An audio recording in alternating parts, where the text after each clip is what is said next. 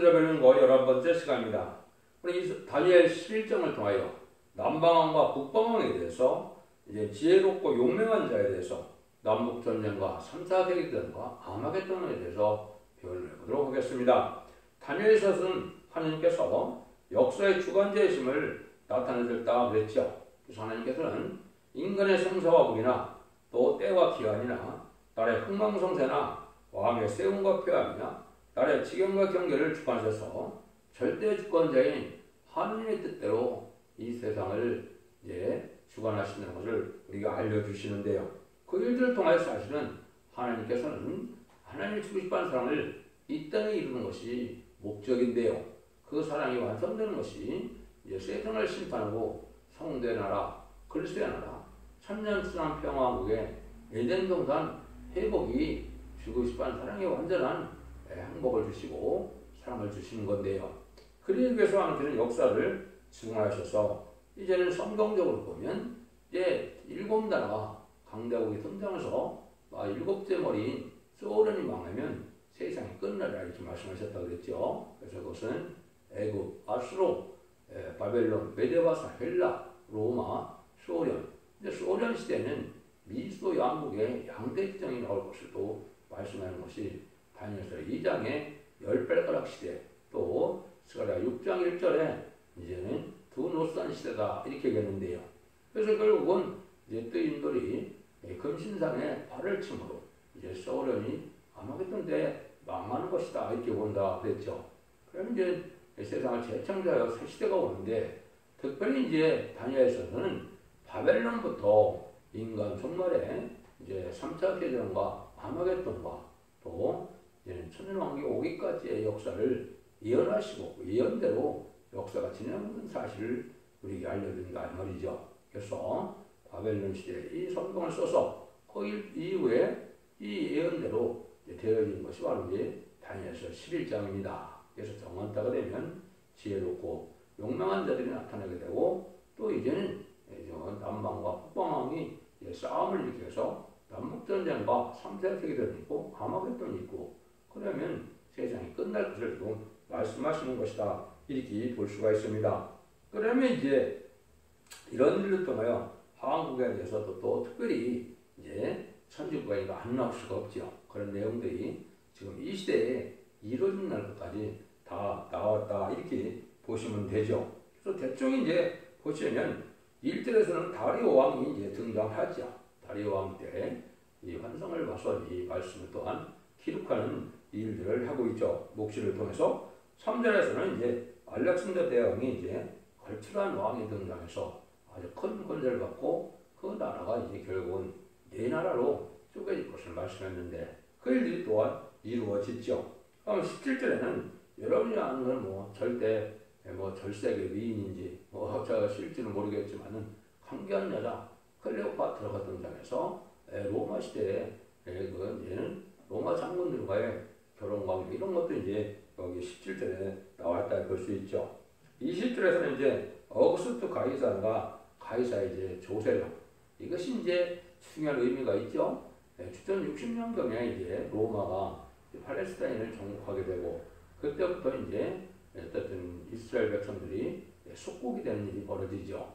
그때 이제 왕들이 이제 황제가 나타나는 것인데, 근데 이제 여기에 나타난 어거스트 가이사, 그때가 조세령을 내렸죠. 이 조세령을 내린 때가 바로 예수님이 탄생할 때지요.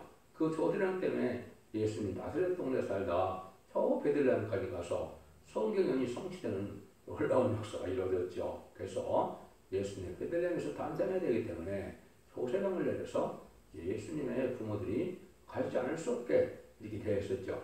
그런 일이 등장하고 나면 이제 21절에 비천한 자가 등장한다고 그랬죠. 이 비천한 자가 이제 스탈린이 되어갖고, 스탈린이 막스레인주 앞에서 이제는 1917년 볼셰비키 혁명으로 이제는 공산당의 통치 시대가 이때 온 거죠. 이때부터 어떻게 보면 인간 총괄이고, 또 이렇게 보면 계시록 시대고, 그것이 인간의 마지막 시대인데, 근데 그 시대가 벌써 1100년이 지났죠.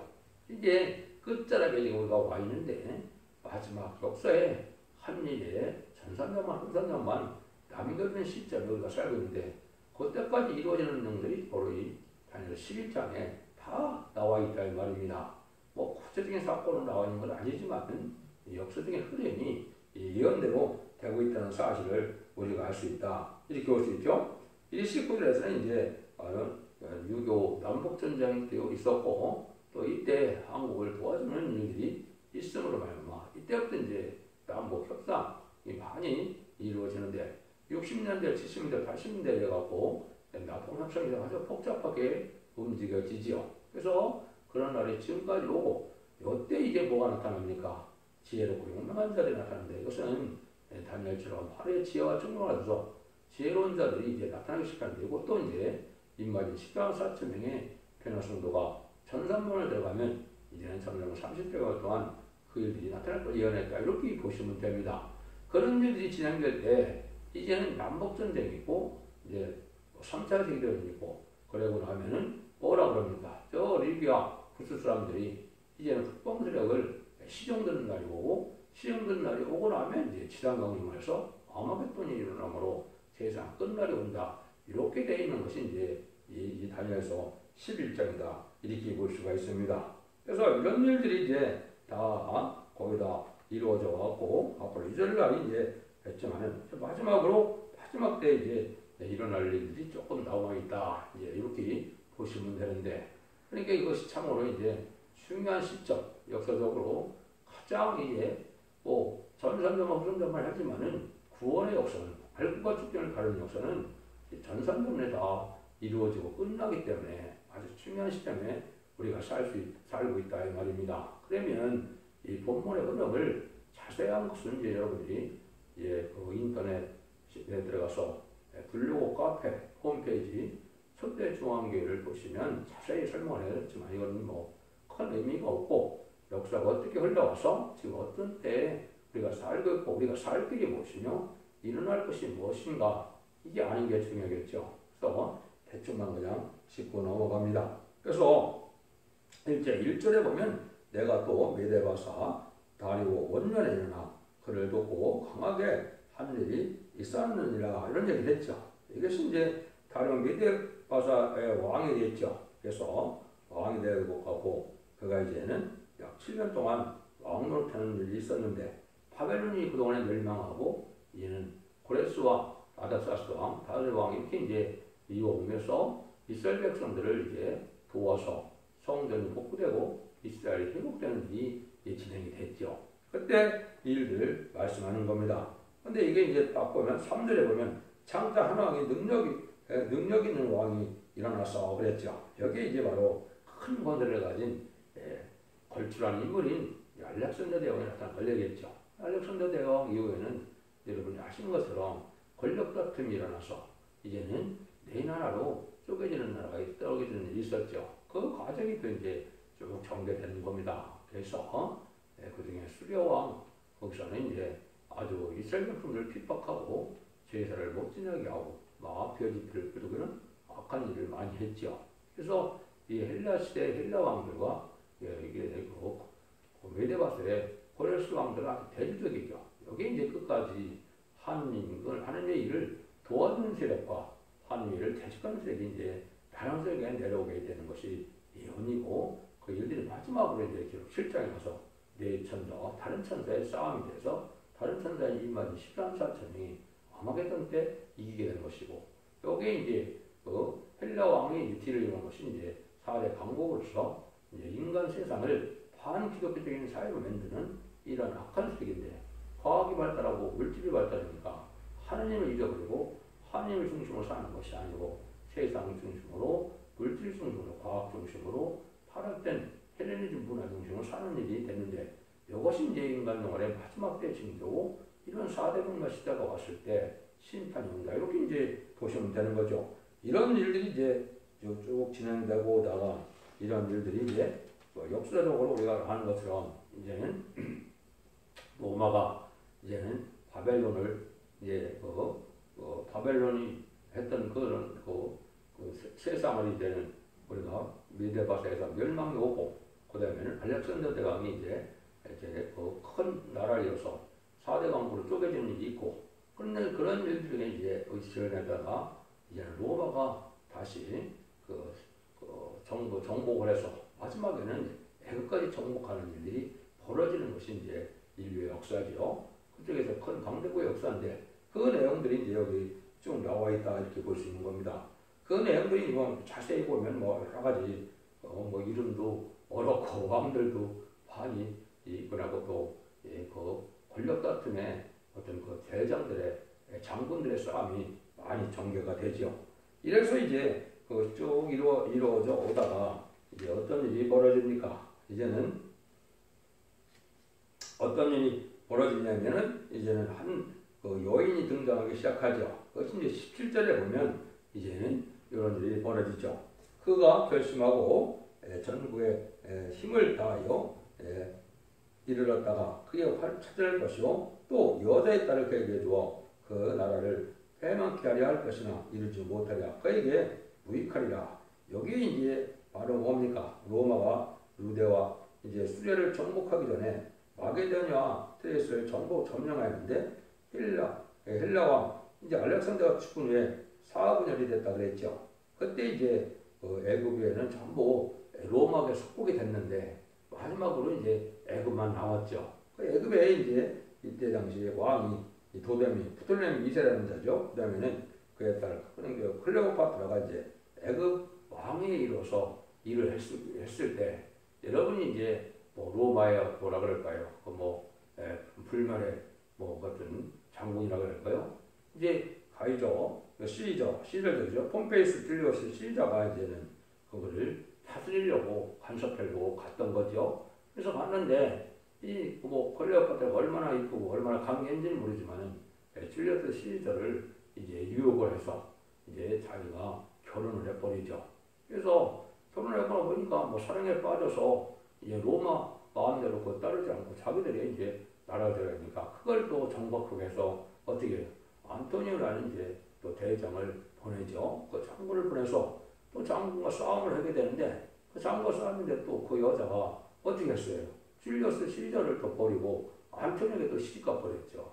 그래서 이제는 나중에 줄리어스 시저는 이제 많은 것을 정복하고 로마 배선 장군이 되어서 로마로 들어오죠. 근데 이제 여기 예언된 대로 이제 줄리어스 시저가 이제 로마에 개성돼서 들어왔지만은 그게 어떻게 했어요? 그래서 그 자신의 부하가 이제는 야욕이 크고 이런 걸 좀 시기를 해갖고 그걸 이제 죽이는 일이 벌어져. 그것이 이제 18절에 보시면 그 후에 내가 그 얼굴을 섬들로 돌이켜 많이 찌할 것이나 한 대장이 있어서 그의 꼬이는 수욕을 씻고 그 수욕을 꾀기로 돌릴 것이라. 이제 브루투스에서 줄리어스 시저가 이제 살해당하는 일이 벌어졌죠. 이것이 이제 역사적인 어떤 전환점이라고 할까요? 그런 일이 되는 거죠. 그런 일이 있고 난 다음에 이제 20절에 어떻게 돼요? 20절에 보면 이런 일이 벌어지죠. 그의 이을 자가 토색하는 자를 그 나라의 아름다운 곳으로 두루 다니게 할 것이니 그는 분왕과 싸움이 없이 연날이 못되어 망할 것이요. 이거는 이제 줄리어스 시저가 죽고 난 후에 이제 어거스트 시저가 가이사 아우구스트라는 사람이 이제 등장을 하죠. 그 사람이 계승해갖고 이제는 그때 하면 아우구스트는 줄리어스 시저의 생길인데 양자가 돼갖고 다스리는 일가 됐죠. 그래서 이런 일들을 해서 이제 그때 당시 어거스트 시저라는 이제 존칭을 주었는데 신성장녀라는 그런 말이죠. 근데 이제 이게 바로 예수님이 탄생할 시점에 아까도 말한 것처럼 어거스트 시저가 의해서 조세령을 내리죠. 이 조세령을 내려서 이제 이스라엘을 또 아주 옥죄게 잘 살리려고 했는데 이 일 때문에 이제 예수님이 베들레헴까지 가서 베들레헴에서 이제 탄생하는 일이 이루어지게 되죠. 이런 일들이 이제 이루어지는 것이 역사적으로 또 실질적으로 이루어져 온 것이죠. 그런데 이제 그런 일 있고 난 다음에 계시록 17장의 것처럼 7머리 10뿔이 나타나는데 7머리 중에 로마 시대 5이 이미 지나간 나라가 있죠. 그래서 이는 애굽 아수르 바벨론 메데바스 헬라 로마가 그 시대였고 이제는 로마는 그 시대였으니까 이때죠. 그러고 나서 로마 이후에 이제 뭐가 나타난 겁니까? 여기에 21절에 나오죠.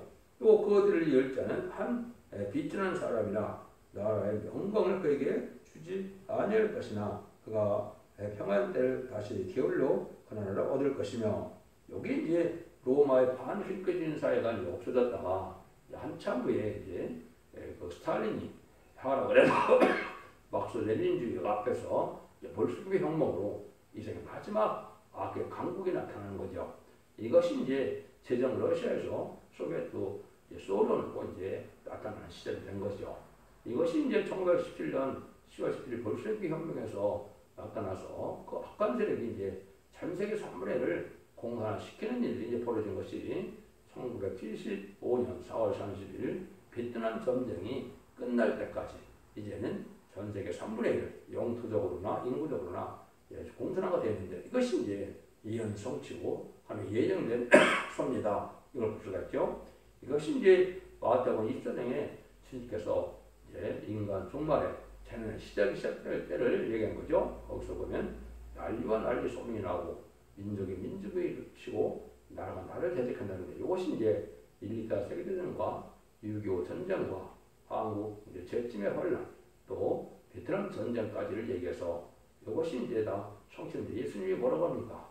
아직 끝은 아니지만 재난의 시작을 했죠. 이것이 이제 재난 시대가 시작된 것이 20세기 후반이라 말입니다. 그러니까 그런 일이 벌어지면 이제 십자들이 보면 천국복음이 땅끝까지 가면 그제야 끝이 온다고 했죠. 그 시절이 이제 지금 진행되고 있는 것이고 21세기에 들어올 때 이제 새로운 종과 새로운 복음의 역사가 나타나는 것이 이제 말세복음이고 제레미주를 영접할 신앙 준비를 시키는 때가 오는 때가 본격으로 들어간 것이죠. 이런 일들이 이제 몇 가지 예언이 됐다 이렇게 볼 수 있죠. 그래서 이런 일들이 이제 진행되다가 바로 어떤 일이 또 벌어집니까? 그래서 많은 전쟁도 있고 전 세계 3분의 1을 아주 파격추세로 빠른 시일 내에 이제는 공산화가 되죠. 그 마지막에 이제 북한 땅을 이제 공산화시키기 위한 6.25 전쟁이 있어갖고 남한 땅을 이제 적화해하고 공산화시키려지면은 하느님께서 이제 한국에 사명이 있으니까 이 한국을 다 막아주는 일이 있었는 거죠. 그 유엔 참전 16개국이 한국을 도와서 한국에서 이제 재림의 복음 또 재림들을 영접할 수 있는 이런 신앙들을 시키는 나라이기 때문에 사명들 하나님이 보여줬다 이렇게 볼 수 있는 것이죠. 그것이 이제 24절이다 이렇게 보면 되죠. 그가 평안한 때에 그가 더 가장 큰 용서에 들어와서 그 열조와 열조의 조상이 행하지 못하는 것을 행할 것이요 또 그 누락질에요 재물을 우리에게 흩어서 저 오략을 베풀며 얼마 동안 성경을 칠 것인데 때가 이르기까지 그려리라. 이것이 이제 아까 얘기했듯이 기록 8장에 보면 첫째 나팔부터 넷째 나팔까지 불면서 뭐가 됐어요? 전 세계 3분의 1이 정확히 공산화가 됐다. 이것이 이제 첫째 나팔부터 넷째 나팔까지의 예언 성취고 이것이 하나님의 정한 때가 온 것을 우리에게 알려준 거죠. 그래서 이제 남방어가 북방왕이 많은 회담을 해보려지만 이게 다 미혹적이고 성공적이지 못했죠. 남북회담이나 미북회담이나 육자회담이나 사자회담이나 많이 했었지만은 그게 결국은 성경대로 다 이제는 이루어지지 못했죠. 27절에 보면 이 두 왕이 마음에 서로 회하고자 하여 한 밥상에 앉았을 때 거짓말을 할 것이라. 일이 형통하지 못하리니 이는 작정된 기한에 미쳐서 그 일이 끝날 것입니다. 그러니까 아무 효과도 없는 회담만 잡다가 세월 흘러가는 것이 이제 청말 시대고 이게 협상 시대다. 이제 인간 종말의 시대인데 그것이 지금 문재인 정권에서 아주 피크를 이뤘다 이렇게 볼 수 있는 것이죠. 이때가 바로 이제 심판 때가 오는 때다 이렇게 볼 수가 있습니다. 이럴 때 이제 하나님이 어떻게 해요?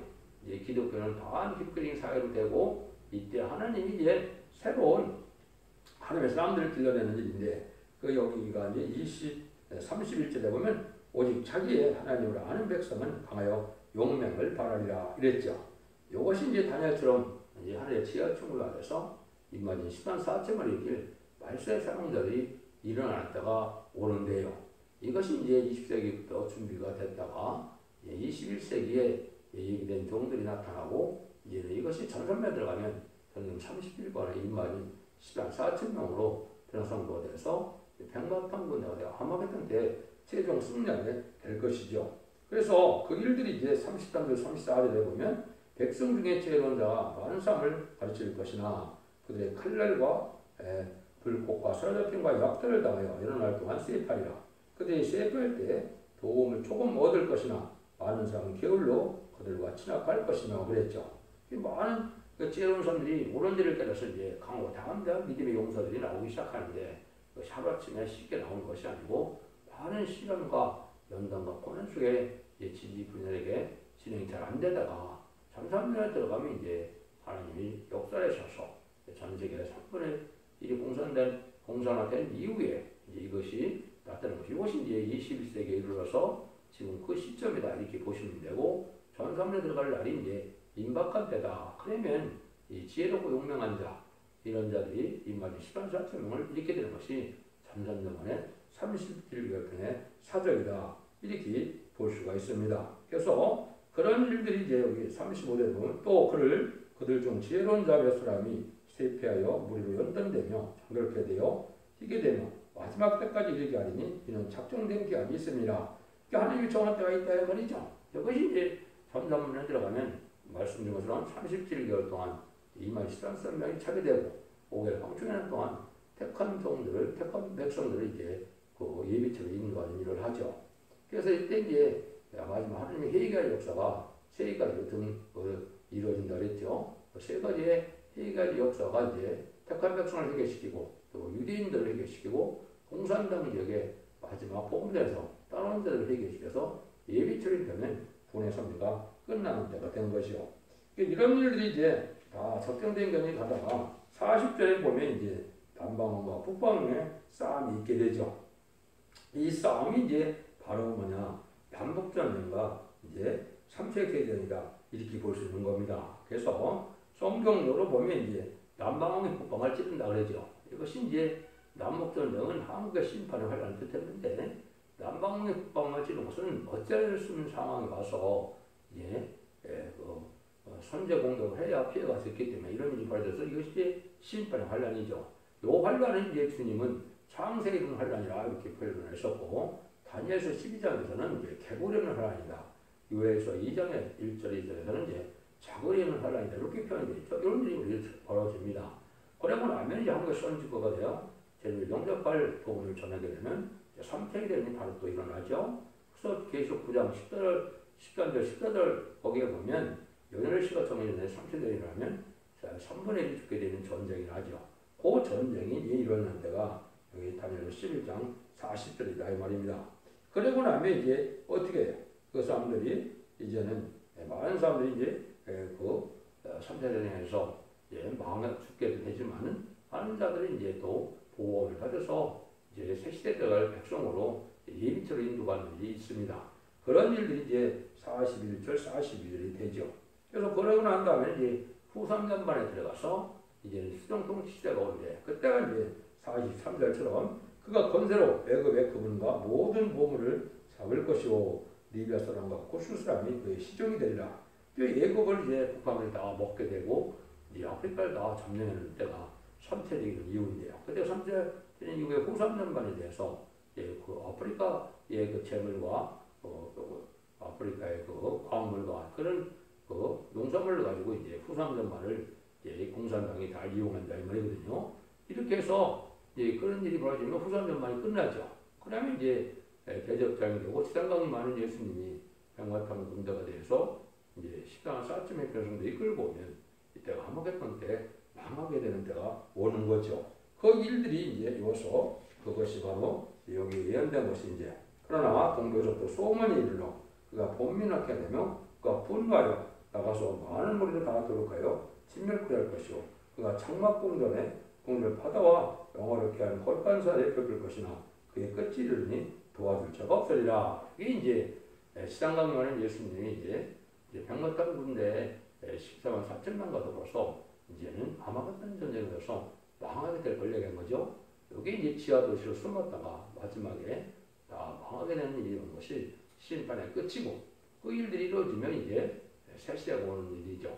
그런 일들에 대한 부분이 이제 12장에 조금 더 언급이 되고 그래서 다니엘서를 통해는 하나님이 예정된 섭리를 역사의 주관에서 역사도 예언했는데 예언대로 다 성취가 되어갖고 앞으로 될 일도 예언대로 성취할 수밖에 없겠죠.